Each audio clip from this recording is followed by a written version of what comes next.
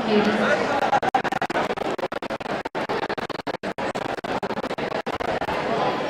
All right, guys. Listen, good morning, first of all. I'm happy. Listen up, guys. It is not often that we all gather here in the auditorium, right? And part of that is because I always want to be respectful and mindful of time. I know that we want to spend time in our academic and vocational areas because of our schedule, right? That time is key, right? That's what we always talk about, the importance of attendance and being here and being present. I also think it was also time for us to sort of come together with some reminders, right? It's springtime, the weather's getting nicer, we're all extremely comfortable in our building, which is an awesome thing, but I also wanted to make sure that we also went over a few reminders of expectations in the building. And I have to say something. As your principal, I cannot say it enough, and I say it all the time, and I think even when I talk to your parents, they're like, here she goes again, right?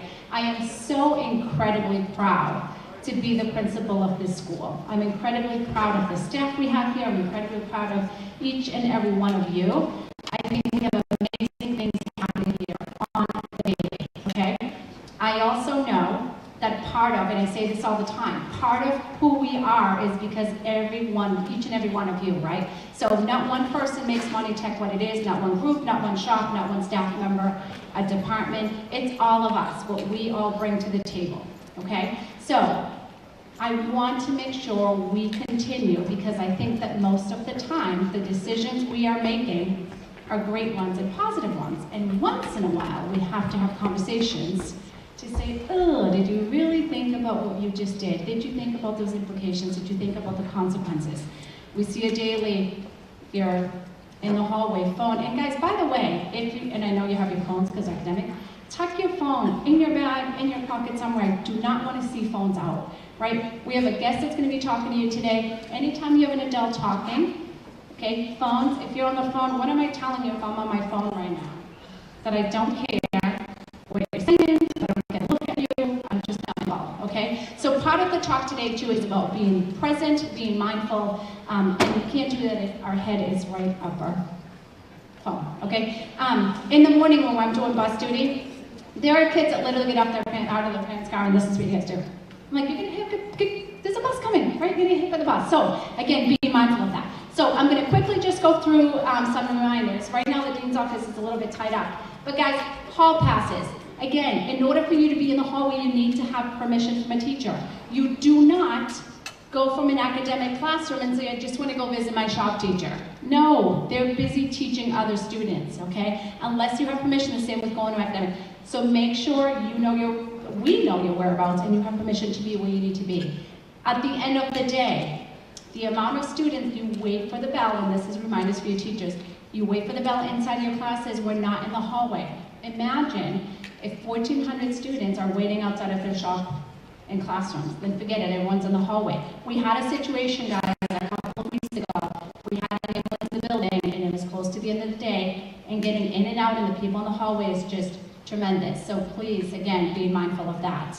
Okay, the behavior in the hallway. We've gotten away from IDs, okay? You need to have your IDs. If you don't have it around your neck, you may have it, it needs to be on you and it needs to be visible. We need to be able to identify students. And that's a safety issue, guys. We need to know who you are, okay?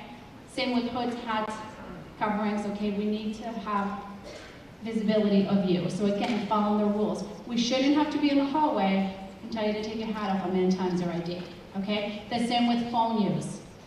During lunches, you're allowed to use your phone to text, right? We're not getting involved in conversations. If you need to call a parent, come down to the office, ask your teacher, you step aside with permission. I know some teachers will allow you to listen to music or use a phone. It's at teacher discretion. You will not, okay, be using the phone in the hallway. I see a ton. You want to tap them right there? You see a ton of cell phone use, not allowed. Okay, hey kiddo, I'm over here, sit up. Okay, so next, okay, be mindful of the cell phones. Guys, the dress code, right? Nice weather is coming, our building's air conditioned, all right? Be mindful of what we're wearing at all times. We want to make sure we continue to look professional. We're following school rules. Be mindful of things on your shirts. And again, just being proactive, okay?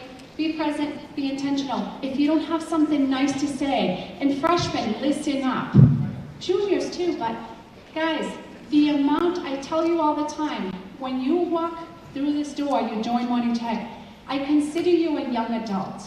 Okay, I know by law you're not technically an adult, but you're a young adult in the building. Be responsible for you and your actions, okay? If you don't like my outfit today, you don't have to send me a nasty message, or there's somebody else that, oh my God, Miss Carson looks horrible today. What is she doing, right? There tends to be the amount of time that the dean's office spends, I have to say, or teachers having to talk to students because something unkind was said, or a rumor was spread, or on social media. If you have to hide what you're saying, if you have to whisper it, right? If it has to be anonymous, you shouldn't be saying it. Because if you can't look to the person and say something, don't say it. If I don't like someone, I don't have to tell them. I don't have to go out with them, we don't have to be friends, that's fine. But you need to be kind and you need to be respectful. There's been a lot of babysitting in the building, and I tell you guys all the time, you guys are too old to be babysat, okay? So please, please, please, act like the young, responsible adults that you are. And I know you all have it. And listen, there are times that we make a poor choice. You gotta own your stuff, recover, and move forward, okay? But please, please, please be mindful of that, okay? And then, this is specifically for juniors. Juniors, remember that in order for you to be even eligible to park on campus, if you have a license, a car, playing a sport, or a part-time job after school, we're looking at your Q4 grades, we're looking at your attendance, we're looking at your discipline, so just keep that in mind. Not every student who drives a vehicle and has a license is promised parking at Monty Tech. We have beautiful yellow buses that will pick everybody up, okay? But in order for you to be eligible, so be mindful as Q4 comes up, guys, okay? And we wanna make sure you finish the year strong, okay? So Q3 is gonna end in 2 weeks, and then we're moving on to Q4, so again, we wanna make sure we finish the year strong, okay? And again, for juniors too, prom tickets will be on sale very soon. Remember, if there's any discipline leading up to prom, we'll take that privilege away. Class dues, make sure those are paid, because then you're not able to buy prom tickets either. Okay, listen, we care about you, okay? I care about all of you being here and doing the right things and having this experience in place for you guys to be the best that it can be. So thank you for listening and thank you for being patient. I want to introduce Officer Buck, who's been a longtime friend to Monty Tech. He's been here several times, really has done some staff training with us here with our staff. And I always said he's always been a wonderful presenter and certainly a colleague and friend to our surrounding police departments as well. So I'm gonna let you introduce yourself. Thank you.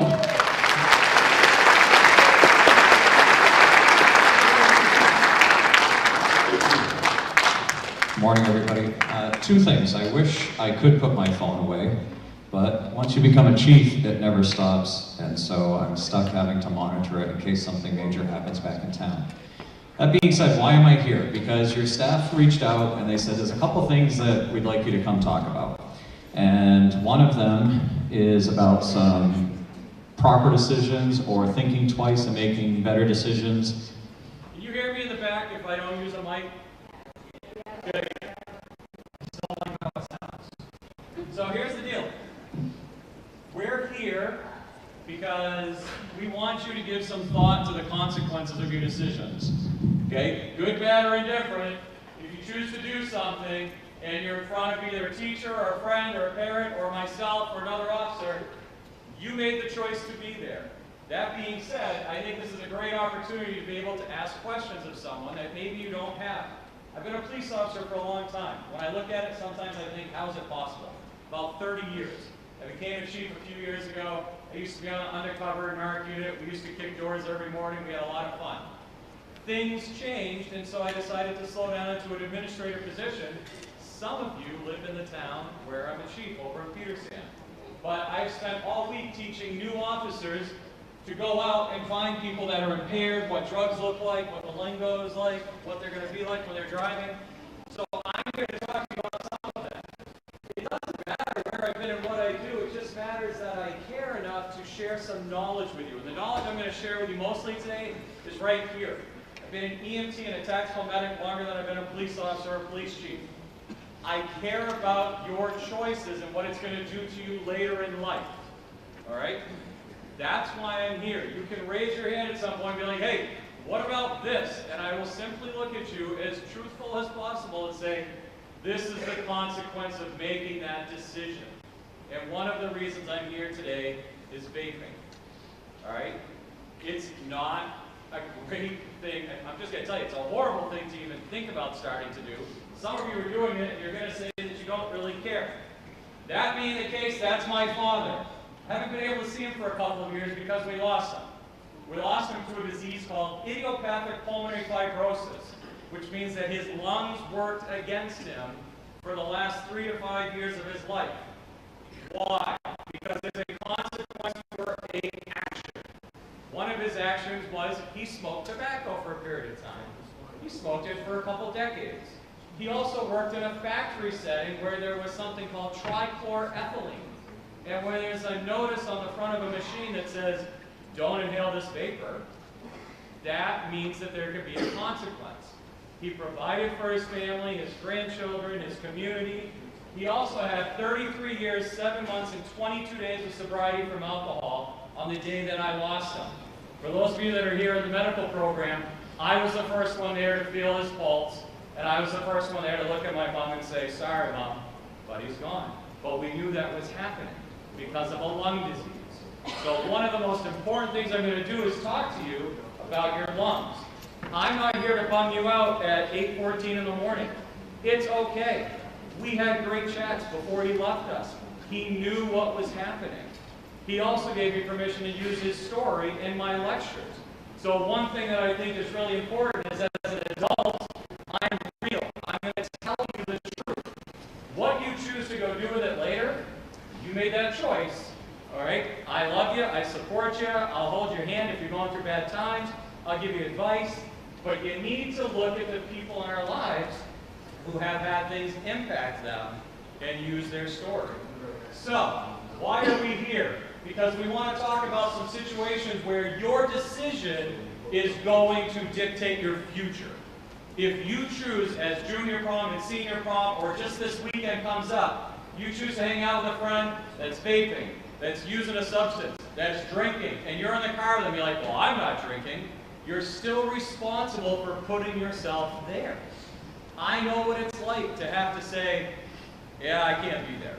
Right? Every day of my life, I have to make a decision that even at age 50, if somebody says, hey, we're going to go do this, and I'm like, no, we're not. Because the headline's going to read, police chief in Massachusetts present at this. So I'm going to talk about that. I'm going to talk about your lungs, the harmful effects of vaping. I'm not going to use any of you as an example, or I'm going to try not to, although that's very different. When I teach recruits, I get to pick on them all the time and say, you just did this, now what? But if you vape and you're next to me, and I inhale that, you're making a choice for me. I should have the ability to walk down the sidewalk, not breathe in your vaping material that you're blowing off, and have it negatively impact my lungs so that my family has to worry, geez, what has he been exposed to? I've been exposed to uranium. I've had bullets come in my direction. It's already enough other things to worry about, but now I've got to worry about everybody vaping because they think that it's clean and it's cool. We're going to talk about prescription meds, right patient, right medication.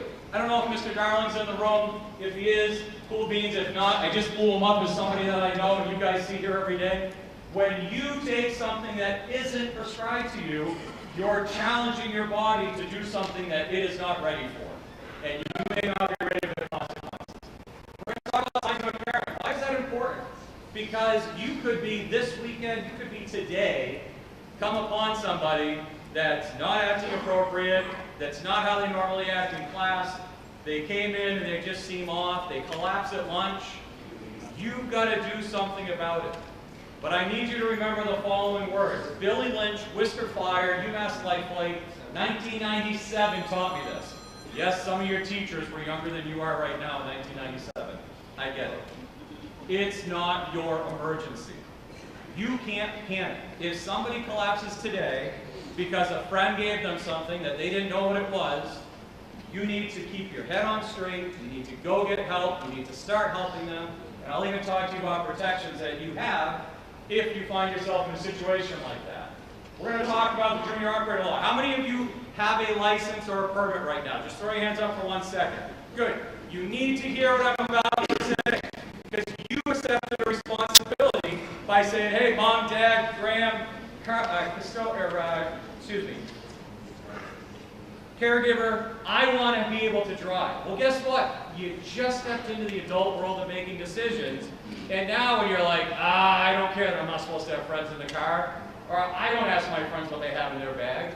Well, if you get stopped by me, and I still stop cars every day that I go to work, and I look in and I see something, you don't get to look at me and be like, I didn't know. All right? You're making decisions. We got to think twice. That is your principal slogan. I think it's awesome. The word consequence is something I teach 9-year-olds and 99-year-olds. The result of something you do or choose not to do. If you're not going to pay attention, and I lock you up 6 weeks from now, and you're like, hey, I remember you. You didn't listen. Or I stop you and you're like, hey, and I'm like, hey, ROTC, that's cool. I was in ROTC. Hey, I saw you in this class. Hey, you called me on the block. Like, whatever it is, you get to make choices, okay? 2 of you are giggling right now because you do. OUIs, what's it like?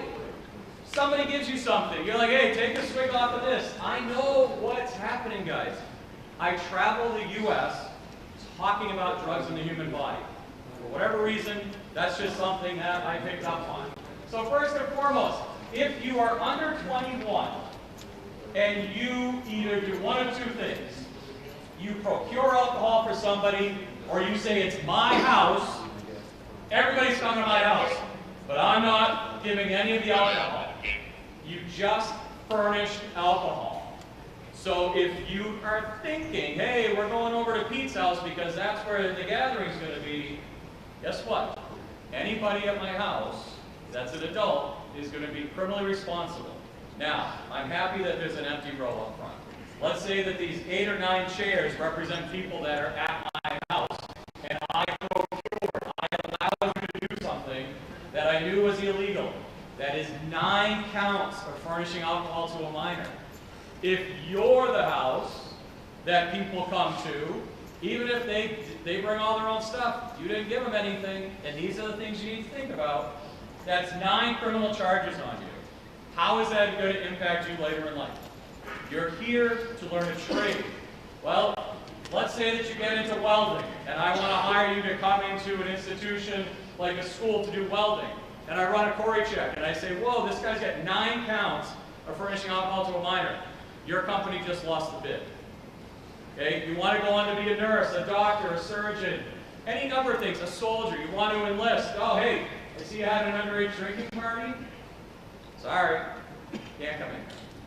So we're here just to give you some heads up and to be able to give you the information so that when somebody says, hey, we're all going to come over, we're going to do this, you're like, no, you remember what Buck said? We can't do that. Look at the impact it's going to have. I have to run criminal records on all sorts of people. You want to know my ID card? I run a criminal record. No, I've got something, I can't give it to you. I stop you, you're committing a minor offense, but you have a history of it, you're coming to the state police barracks with me, and we're going to be addressing it in court.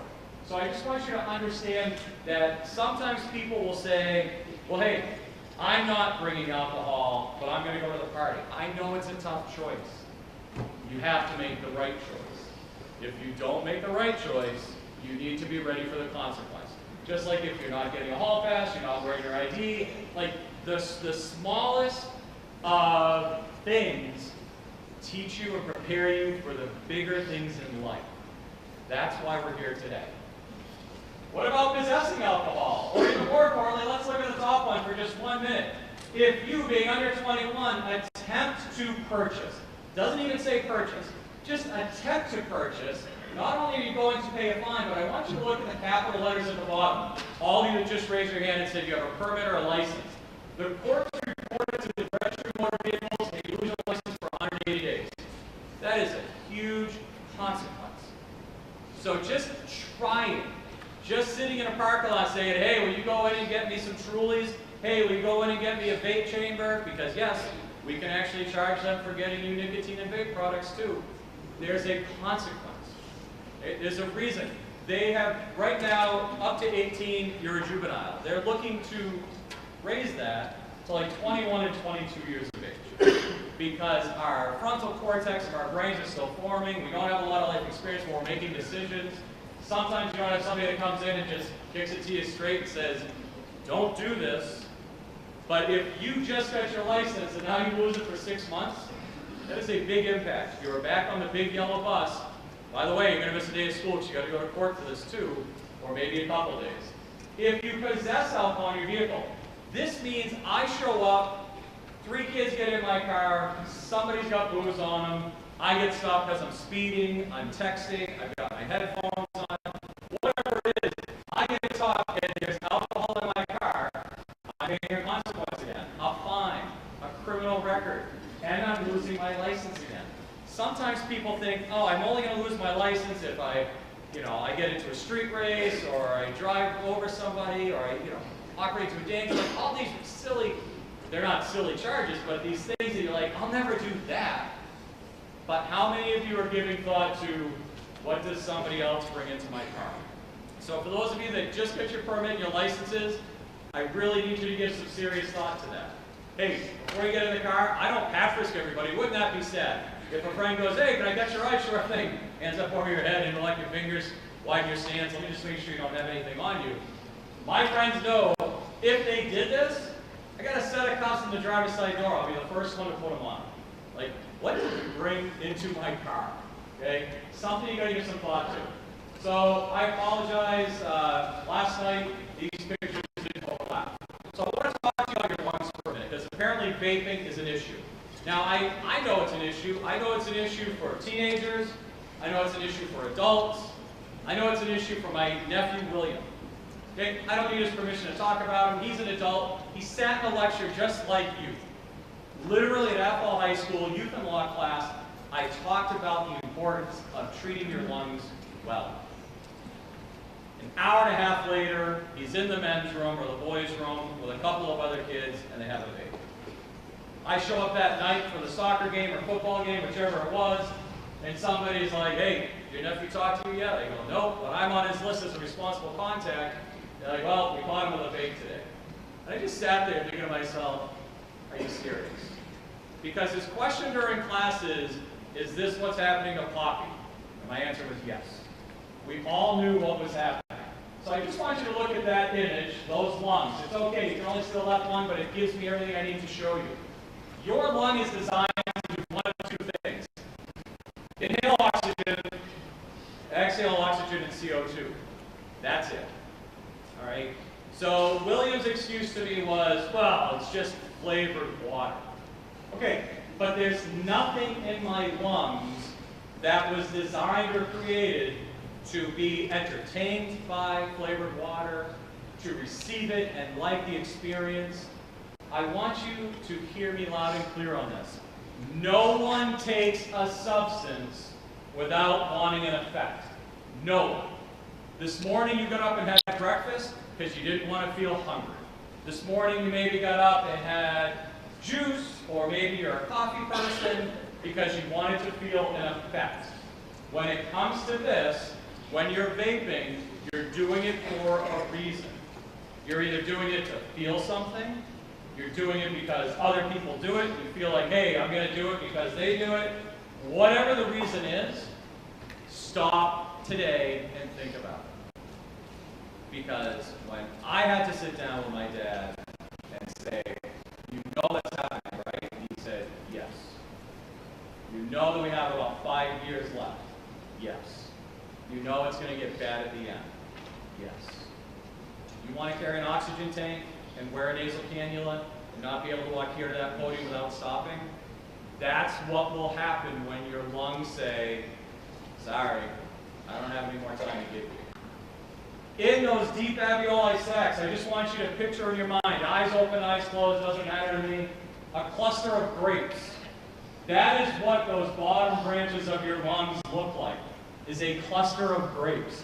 And what happens on that surface area is oxygen comes in, it jumps onto the red blood cell, CO2 jumps off the red blood cell and says, hey, thanks for the ride, and we exhale it. That's what's happening in those alveoli sacs. When you damage them by inhaling something other than oxygen at a certain point in time, and they don't give you a heads up, they just say, sorry, not doing this anymore, and they pop. Now the problem is when they pop, you lose surface area for that gas exchange to happen. And so if you are doing something or sitting next to somebody, particularly in a confined space like a vehicle, and they're doing it, and you're like, hey, no, that's all right, I'm going to choose not to vape, but you're my best friend, I'm going to sit right here next to you, and every time they blow it off and you breathe it in, you're not breathing in oxygen, or you're not breathing in just oxygen, you're breathing in their decision, their consequence just became your consequence. Vapes weren't around 20, 30, 40 years ago, all right? But cigarettes were. And so you've heard all this material about the dangers of smoking, and now you're getting the dangers of vaping because they're figuring it out, all right? Anything that you put into your lungs that isn't oxygen, you're risking blowing those alveoli sacs up. They don't come back. Once they're gone, they're gone, okay? They bring your lung out, came in here to straight up with you, tell you the dangers of this, identify the consequence, and using your principles words, just want you to think twice. Okay? If it was good for you, everybody would be doing it. The doctor would be prescribing it, CVS would sell it. It's not the case, guys. I don't want you to come in to my ambulance and not be able to breathe because you're having an abnormal response to it, or somebody else put something in the vape that wasn't just water, wasn't just flavoring, whatever it was. Once it does the damage, that's where we're at. All right? I can't be any more doom and gloom or any more straight up with you on that topic. So, drugs. Well, you know what? I could ask what's a drug. I'd get about, there's 700 of you in here, I'd probably get 70 different responses. I'm here to just talk to you about this. Any substance that when taken into your body impairs your ability to do what? Roadside, it's your ability to drive safely. Here, it's your ability to learn. For the teachers on the walls, it's their ability to deliver a message. Okay? It impacts people in ways that they think, man, I didn't see that coming.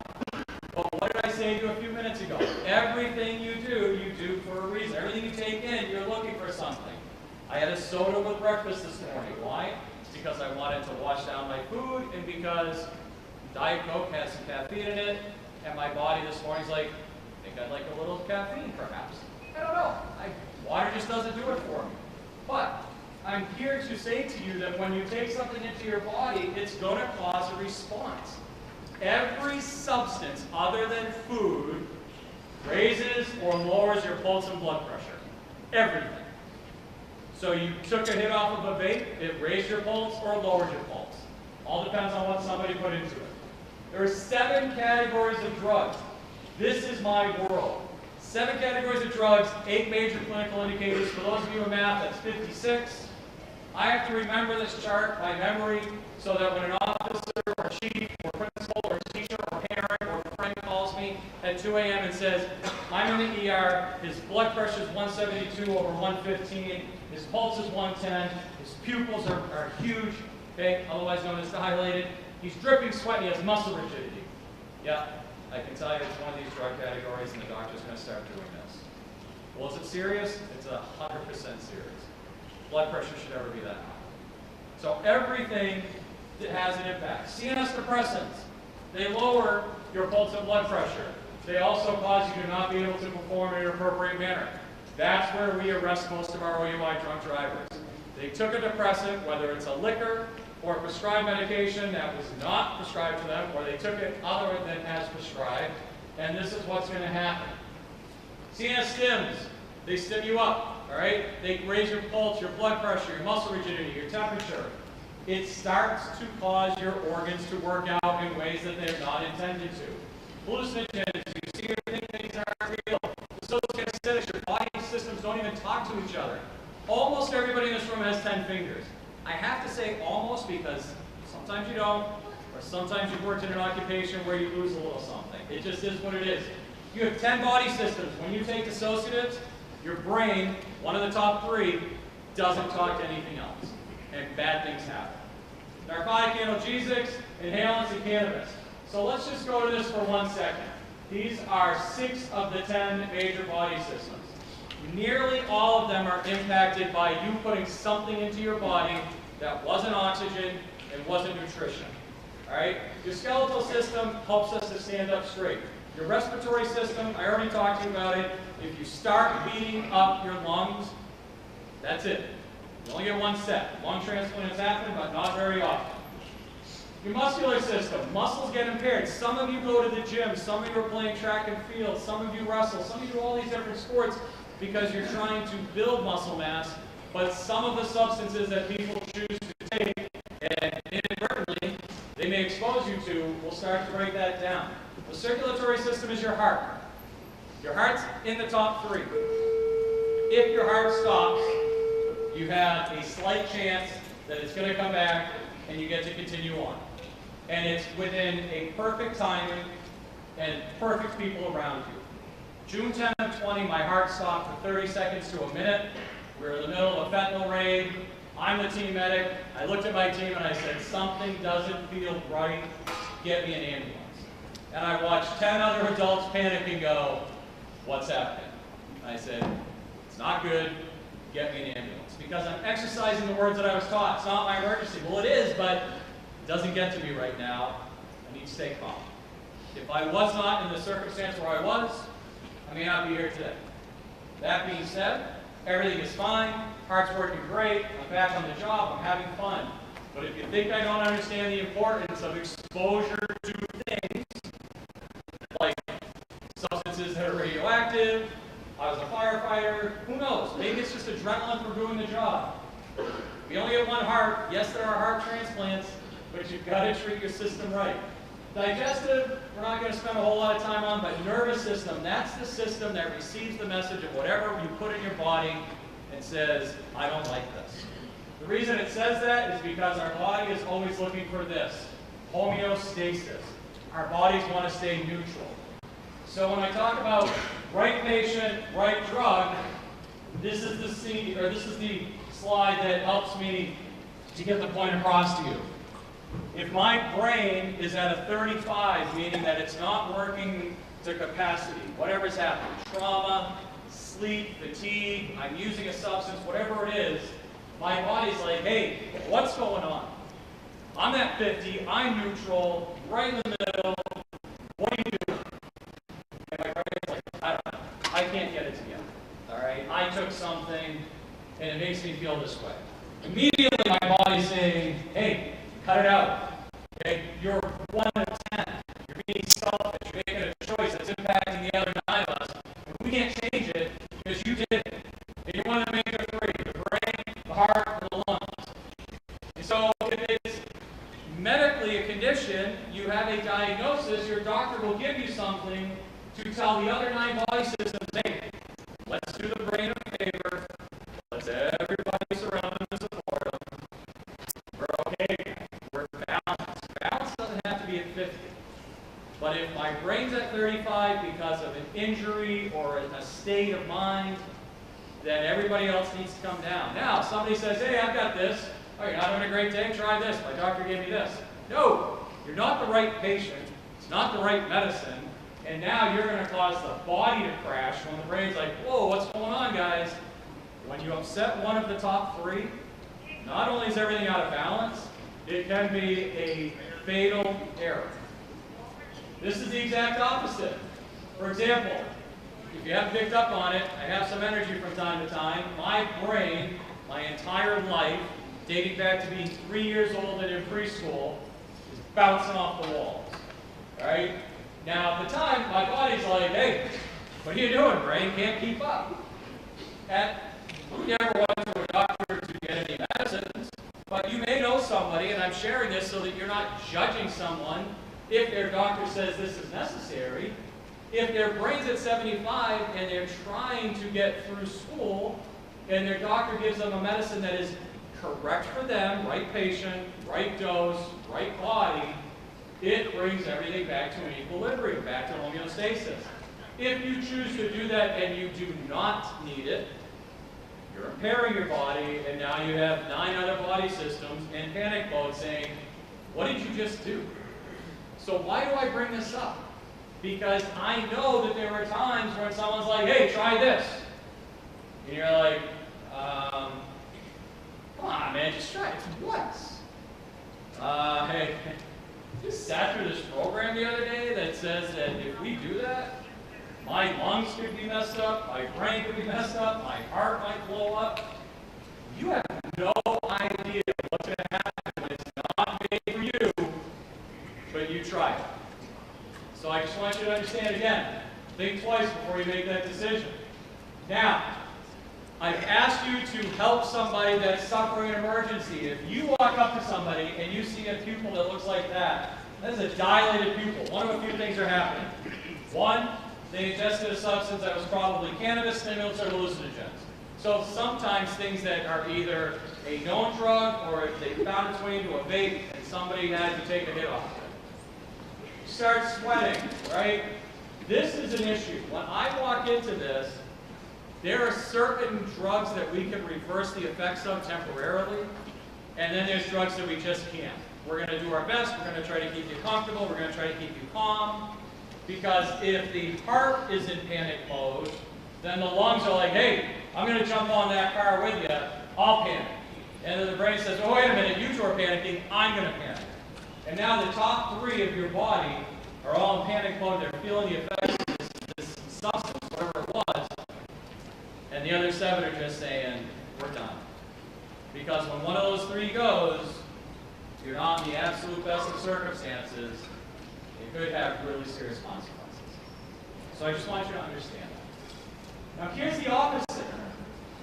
Okay, unfortunately, New England and the Northeast for a decade now has been dealing with the opioid crisis. Whether it's prescribed meds or somebody's purchasing heroin or fentanyl or Dilaudid or acetylfentanyl, carfentanil, any of these awful chemistry-made drugs that sedate you to the point where breathing's an issue, your heart beating is an issue, your pupils constrict, your color fades, you look lifeless. It's incredibly important that if you recognize that one of your friends or somebody in your circle is experiencing this, you get them help, you get help from an adult in the building, Narcan, oxygen, ambulance, EMS. This person needs your help. This person is about 90 seconds away from leaving. It is a very interesting experience to wake somebody up from this state because they wake up disoriented, often in denial, no, I didn't take anything. And I look at them and I say, hey, I am judgment-free. Planet Fitness may have marketed the slogan, but I am judgment-free. I'm not here to tell you that I feel anything about this other than I'm grateful. Your eyes are open again, you're breathing on your own, and we're potentially going to give you back to your family. Now, don't jump out of your skin, but at 2 a.m. when I have to go on your parents' door and say, I'm terribly sorry, my name is Peter Buck, can I please come in and talk to you? If we don't recognize this, I have to go tell somebody's family that they're not coming home. It's pretty serious, but that is a consequence. That is a, I need to think twice before putting myself in a situation where this could happen. I am incredibly thankful that there's Narcan and naloxone out there. I had a prescriber prescribe me 8 doses of it so we could put it in 4 cruisers in Athol before it was legal for everybody to just be able to go to the pharmacy and get it. I'm telling you right now, if you are an adult or a very responsible teen and you think that you might bump into someone that could be suffering an overdose, then put this in your bag. I give it out all the time. And right now, there's funding to do so. But when there's not, I'm still going to try to find funds to get it out there. Because being able to sit down with somebody and say, I'm really sorry you had that experience, let's talk about some other options. That's a gift. Not everybody gets it. I want you to understand this. have protection. Because here's what happened in the 90s. You were somewhere, somebody used something, somebody stopped breathing, and instead of sticking around and saying, hey, it's okay, I'm going to stay here and help you, everybody ran. Because I'm going to get arrested for being present. That doesn't happen currently. The law protects you that if you are the person suffering the medical emergency, the person calling for help, or the person rendering aid, you do not get in trouble for a simple amount of drug possession.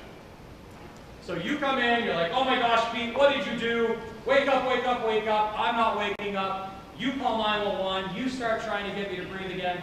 Whatever it is that you're doing, when the police come through the door, they're not arresting you. They are going to ask you, hey, what just happened here? And if you're like, I don't know, you're not doing them any favors. You've got to help them. Now, I'm going to build off of this for one more minute. I'm going to share an incredibly personal story. I got called one morning around 5 a.m. for a person not breathing. I showed up, I carried my gear in, I dropped down at their side, I started giving them CPR. My partner came in a few minutes later, EMS and the paramedics a few minutes after that. We're doing what we do. And all of a sudden somebody says, you know who that is, right? No. Because to me, I'm in it's not my emergency mode. I'm not here connecting necessarily with that person. Like, no, who? That was one of our interns. Excuse me? Yeah. Okay, well, guess what? Doesn't change the situation. We'll deal with that part of how we're going to grieve and get through it in a few minutes. That person was a teenager.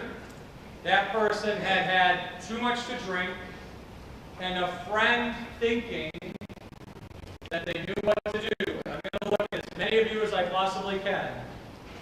Thought they knew what to do, brought him home, put him on his couch, put him on his side, wrote a note to his parents, and said, don't worry about him, I'll bring him home in the morning. I have to look at his mother 3 times a week and know that when she looks at me, she knows that he didn't come home and I'm the last one that she saw with him. A teenager thought, I know how to handle this. Guys, gals, they, he, she, you don't. It's not your job yet to handle that. It is your job to say, Pete's had too much to drink. I need you to take care of him.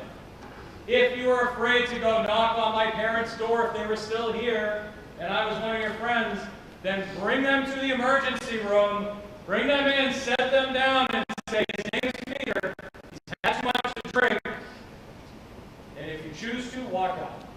I'm going to say, you put yourself there, you sit next to them, and you answer the questions from their parents or guardians or grandparents and say, I know what happened. That can't happen today for him because someone roughly your age thought that they knew how to handle it. That's pretty heavy, isn't it? Do we agree on that? That's a lot to take in at 8:45 in the morning. I'm giving you a tool, so if you find yourself in that situation, you're going to say, I know what we can do. I know we're not going to get in trouble with the law. I'm not telling you that your parents are going to be like, hey, good job. They're probably going to sit you down and they're going to cry because anger is a second emotion to fear. And they're going to say, so happy you made that choice, but now we need to talk about the choices you made before that. So let's just talk about the rules of the road for a minute. For those of you that are driving, you have to make some really tough decisions.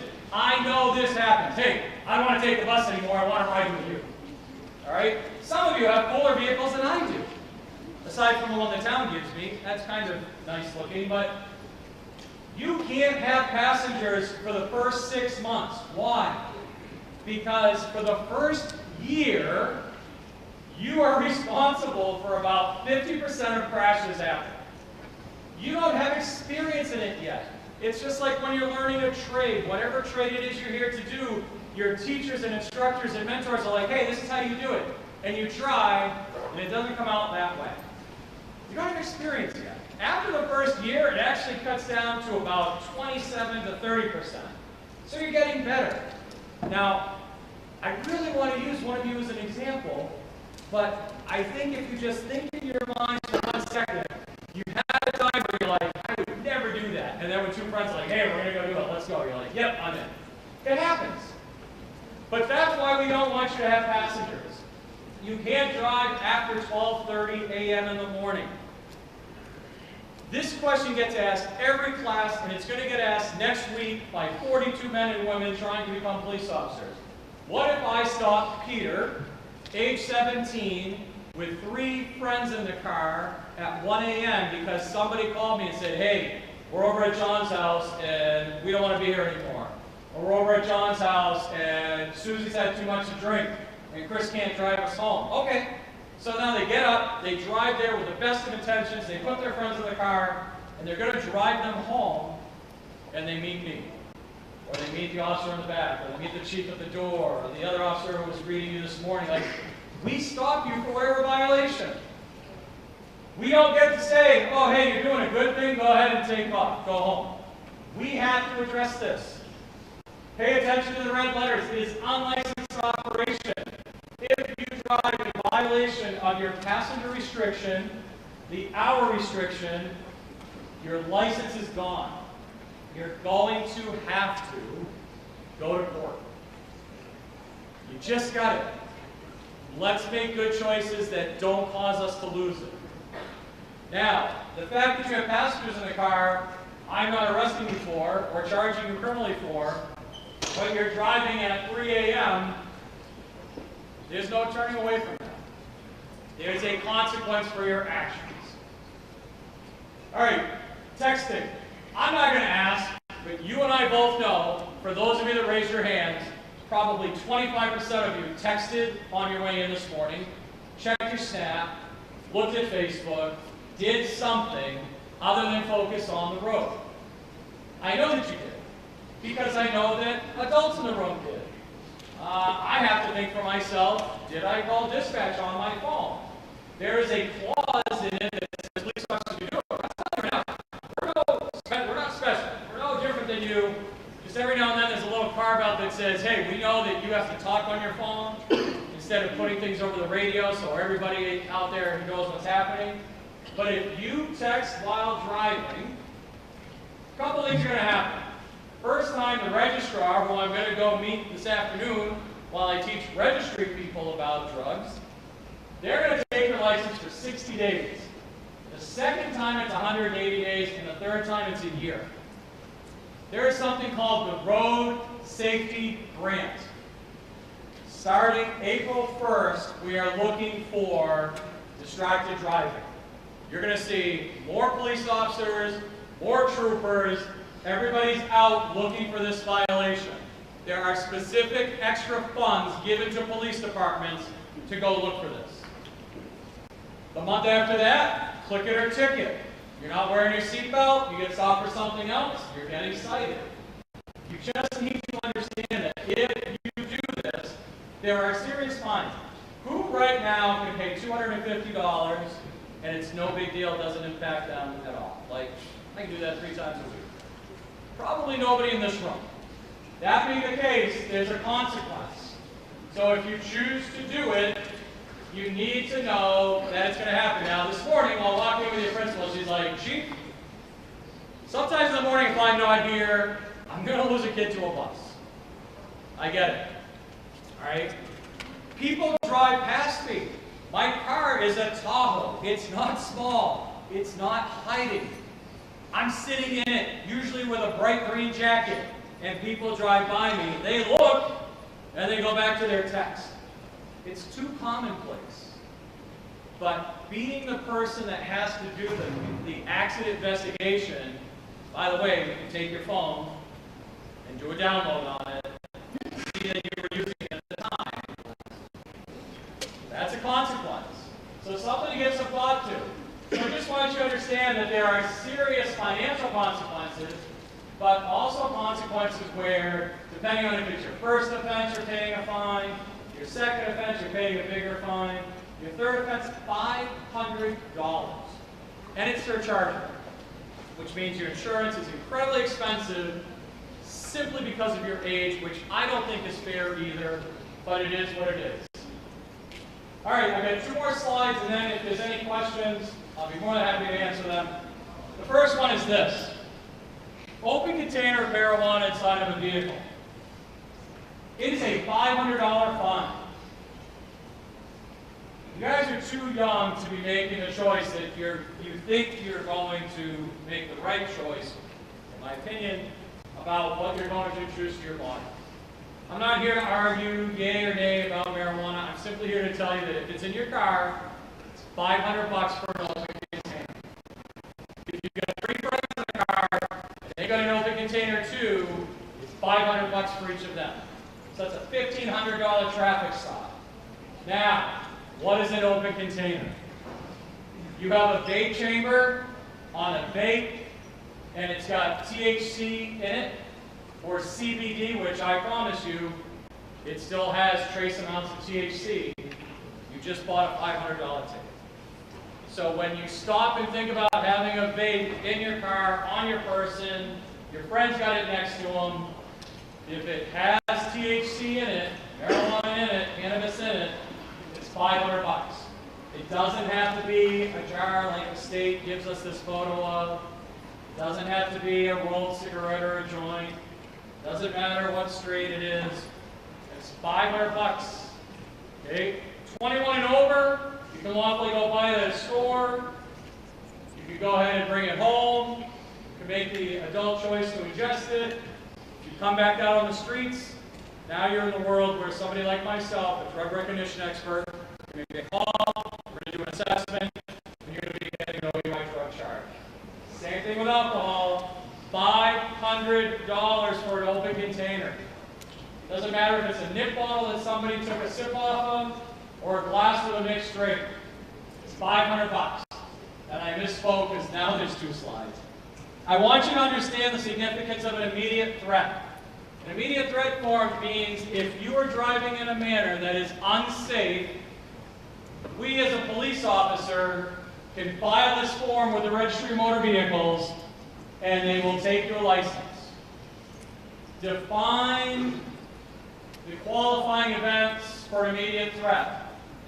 If I am talking to you and you can't answer questions like name, date, where you are right now, where are you coming from, where are you going, if you have an altered mental status from something you ingested or secondhand because somebody in your car had it, we will file an immediate threat. The registry will take your license away. You'll go to court in about 30 or 45 days. You get another appearance 30 days after that, another appearance 60 or 90 days after that. Let's say you wrap it up at hearing 2. So you have only been without your license for about 2.5 months. The men and women that I'm going to be lecturing to this afternoon are hearing officers for the RMV. The average length of time of suspension is about 28 months. You will be second-year college students, for some of you, or first-year college students, and still being brought to school and picked up on weekends because you, perhaps, ingested something, inhaled something, or drove in a manner that triggers this. This is leaving the parking lot, squealing your tires, spitting out in the dirt because, or the sand because it's springtime. Any unsafe operation, any impaired operation, and any changes to your vehicle that make you, your occupants, or other operators unsafe all qualify for this. So if you think it's fun to do 90 down Route 2 to get to school, immediate threat. If you think that it's fun to drive with people hanging out the windows, immediate threat. Just want you to know that it's out there. So, I came here today just to share some knowledge. More than happy to answer any questions. If you don't ask them today, that doesn't mean that you don't have the opportunity to talk to a safe adult and be like, hey, this morning's assembly got me thinking. Pete does this. Pete drives like this. I'm really concerned for things that Pete says he's going to do this weekend. You've got staff. You've got mentors. You've got squad leaders. You've got your school resource officer, your guidance counselors. You've got so many resources here, guys. I'm labeling myself by saying this. I know for some of you, you're like, he's old, whatever. I remember being your age. How old are you? 15. I remember 15. I remember the struggles of 15. I remember them at 14. I remember them at 17. Newsflash, I remember them at 25. I remember them at 35. Right? I remember getting to that phase where I'm like, I don't want to hear anything my parents have to say. And then I came back to the phase where I'm like, hey, can you help me make this decision? And my dad and my mom just smiled. They're like, welcome back. You know, because you go through that phase where you're like, I know it all. And, you know, I don't know everything at 50, guys. I hope to learn something new today. It's all yours. Thank you. Can we give it up for Officer Bob? Thank you. So, guys, and we do have sometimes, and thank you so much. Guys, and this is like heavy stuff, right? But I'll tell you, right? You know we have cameras everywhere in our building and outside. You know that we have vape sensors in every one of the bathrooms. Things are still happening, right? And again, the idea of, guys, good kids make poor decisions sometimes. I'm 46 years old. There are times that I may make a poor decision. We need to own our stuff, right? So here's the thing, right? And learning of all this information, guys, right? I know that often, right? We don't want to snitch on our friends. We can't tell on people. But I say, when I need to use a bathroom, I need to be able to go to the bathroom and use a bathroom. It shouldn't be, oh, you know what, Ms. Carlson? I can't go to the bathroom because there are 3 kids vaping. Those kids do not have a right to vape in our building. I hope that every decision you guys make after 240 are the right decisions to and healthy ones for you.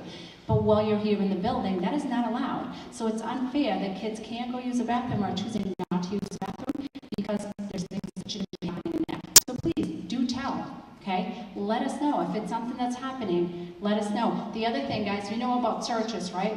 Vape alarms go off, we see the same 3 kids walk in the bathroom. Every kid is going to be searched, right? So you'll see a lot of that. And unfortunately, sometimes some of you have been part of that. You had nothing to do with it, right? So we don't want, be mindful of that, right?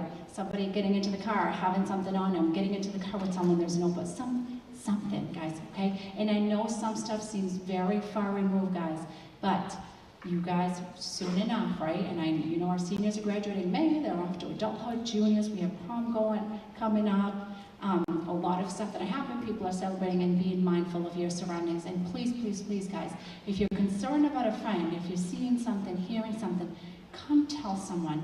I don't go and say, hey, by the way, Peter Buck, Diana Carlson told me that. No, okay? We'll find a way and we'll make sure that we have support and that we're engaging in those conversations. Any questions for Officer Buck? I know we had a question over here somewhere too.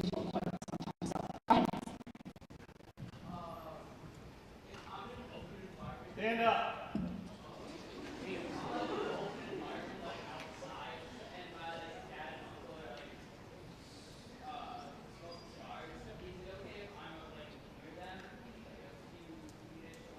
So ideally, we want to be in a clean air space, right? I'm not here to judge dad or uncle's actions. But what I'm cautioning is, again, our lungs are intended for oxygen in, oxygen and CO2 out. So it's not ideal. Being outside is better than inside. Being inside is better than being in a car. But it's not awesome, but I appreciate the question. Now you're going to have the tough decisions. So I go home and say to them, guys, your lungs, right? It's a tough thing to hear. Just do your best not to be partaking of that same action. Great question. And thanks for being here. Who else? I saw another hand over here. Go ahead. So if we're driving, I hear my phone go off. It's Yep. what you said, but I pull over to the side or come over, I'll pull over, stop, and put the car apart. Do that check, driving what? I have to listen to the page. Awesome question. Driving down the road, phone goes off, blinkers on, pulls over. Thank you for using your blinker. It's a great thing. Not everybody does it. puts it in park, takes out his phone and looks. That's okay. Now I'm going to take that question and answer and just give you one example that's not. I pull up to a red light after I leave here. I get up to, I think it's a mobile station on 31. Stop, reach down, grab my phone and start looking because there's like 7 messages. I'm still engaged in operation. I'm in the travel lane, right? The only time that there's an exception to the law just happened, driving down the road, I see a crash, I'm not in my cruiser. So I'm helpless at this point. I can pull and be like, hey, you okay? Let me try to do something to help. I can pick up my phone immediately, 911, or I can say, I can't say her name, because you know that if you say a certain name, Apple lights up, right? Hey, so-and-so, call 911. And I jump out of the car. Pete Buck, Chief of Police, Peter Sam, mile marker 95, I got a car on its roof. Yeah, we're on our way, Chief. See you in a few minutes. But yes, if you get out of the travel lane, vehicles in park, using your phone, you're okay. Yes? What if, like, my mom or Awesome question. Thanks for being brave enough to ask it. Somebody else leaves something in your car. Here's the deal. Or they leave it in their car and you go to the store. That stinks, right? Literally, the weed stinks. But now you get in the car and you're like, oh, crap. That's Chief Black. He just talked to us. Will I listen? Sure. You know, I may call, they may come to the station and be like, that is absolutely mine. Historically, when I got 4 people in a car and there's something in the car that's going to get somebody in trouble, it's always come on, right? They're like, doing this. It's not Uno, we can't play reverse hand. Let's go. If it happens, be straight up. Officer, trooper, sheriff, I am going to Market Basket to pick up something for dinner. I had no idea that was there. I'm going to look at you and be like, your pupils aren't dilated, you don't have conjunctiva or conjunctiva, your pulse isn't beating out of your chest, I don't see your pulse in your carotid, you have appropriate time and distance perception, so I'm going to give you a couple assessments. I'd be like, you know what? Somebody left something in the car and you inherited it. I'm really sorry that happened to you. Now, what do we do with it? I take it. Can you imagine somebody having to come to the station? Hey, I'd like that back. It was in the car with my son, my daughter, my nephew, my niece, whatever. Yeah, okay, let's talk about responsible handling of something they lawfully have. It can be in a locked glove box, it can be in the trunk, can't be in the passenger car.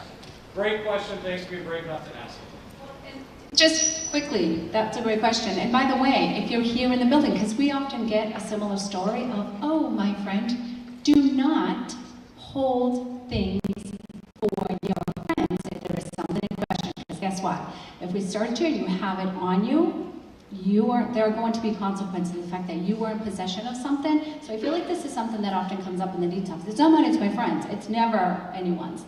You took possession of something, okay? You wouldn't have someone at the airport hand you a suitcase and say, hey, here, take this on your next flight with you, right? So unless you know what you're holding for someone, then the answer is no, okay? So don't become responsible for someone else's stuff, okay?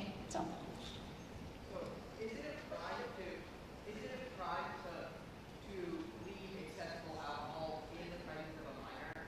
It's not a crime to have alcohol in the house. So I'm 50, right? I can have alcohol in my house. I have nieces and nephews your age. They come over. I don't have to be like, stand by and put everything into locked cases, right? I have to do that with my firearms, with any of my work equipment. But I'm 50 and possess it lawfully. Now, if I am like, all right, guys, you know, Chechi and I, my wife and I, aunt and uncle, are going to the movies. We won't be home till midnight.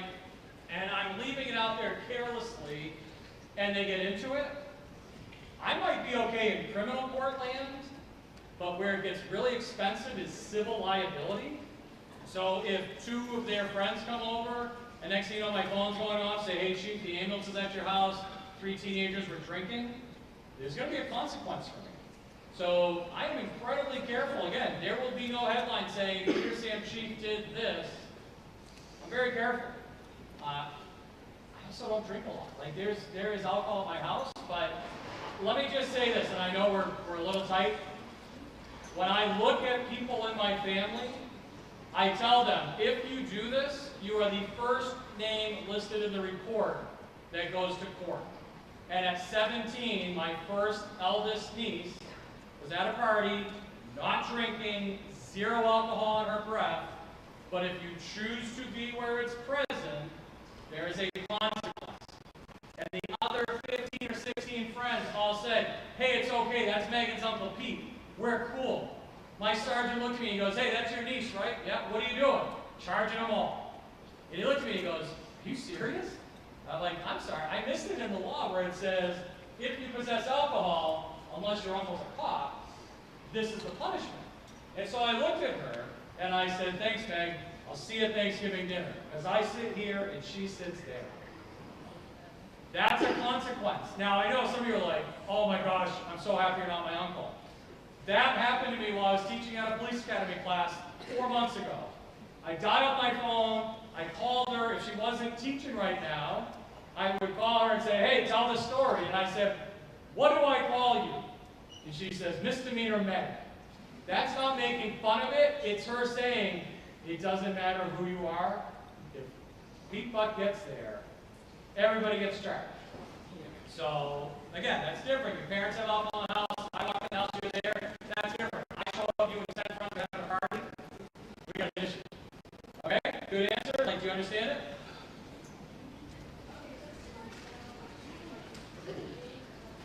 Hold on, guys. I can't hear it. Go ahead.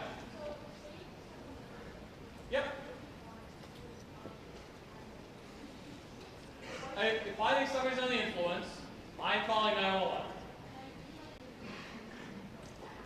Do you want to do it in front of 690 friends or talk to me later? Okay, let's go.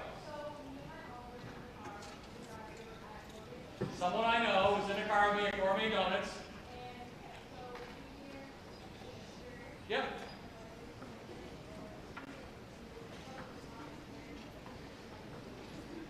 Yeah. You gotta be louder. I can't hear you giggling.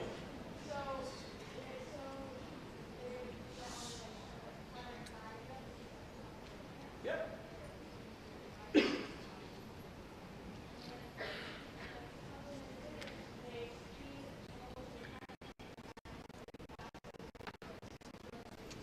Alright, so I'm going to speed this up for her. She's in a car with somebody that she loves. They see a driver that's not driving safe. What do? You call us. We will test them. Maybe they were distracted. Maybe they were, anxiously had to go get their gourmet donut. We're going to have a really good chat about that. But here's the deal.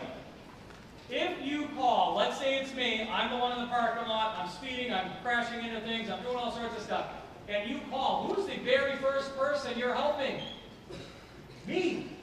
Because when that officer gets there and he goes, Mr. Buck, get out of your truck, we need to make sure you're safe to drive, you may have just helped me. So, again, it's consequence. If something's happening, it could be a medical emergency. If that happens, will you get in trouble for using your phone? No, because you're reporting an emergency. Okay, I have two questions. My first one is like, say you're in a situation where you're like, with someone, and like, you don't really know what happened, but they like pass out, and they're like under the influence. Yep. And you call 911. Yep. What are you supposed to like do while they're talking? You do your best. I know everybody wants to talk, but I'm promising you, her question might save your friend's life.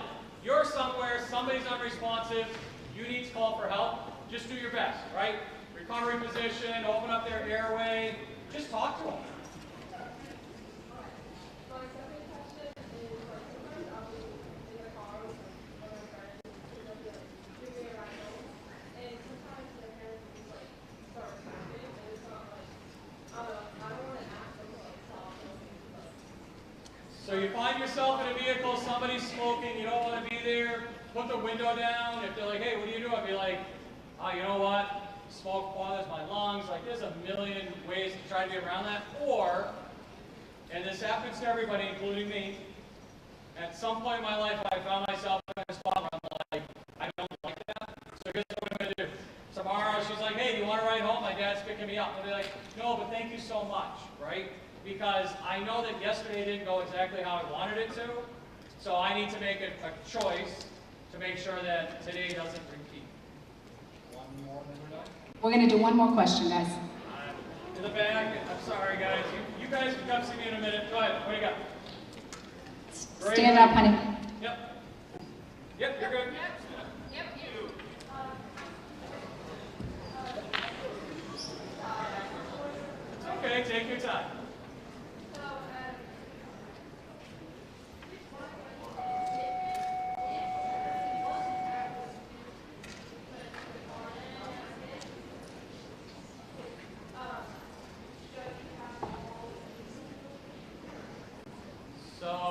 I just need to be clear. So you thought they were, but they're not smoking? Yeah, no, if I get into a car and it smells like something, again, I'm going to make that choice not to stay in that car if I can. Because there are situations, particularly at your age, where you can't decide, I'm not going to stay in this car anymore, right? Yep. All right, so here's the deal. Any other questions? Report them back to a teacher, to your admin, to the school nurse, the SRO. They'll get them to me. I appreciate your time. Thank you for being brave enough to ask questions. Guys, hold on 1 second, guys. So thank you very much. Guys, again, quickly, right? You are responsible for your actions, right? And every decision we make, there are consequences, right? And we often talk about this at the school level. Sometimes ends up being with the police. Please, please, please, let's use our head. You guys are super awesome, super smart. Let's use our heart too, right? And do the right things for you and also for your classmates, for your school, your community. You guys are awesome. Get to period 3. Have a great day, guys. Okay? Bye.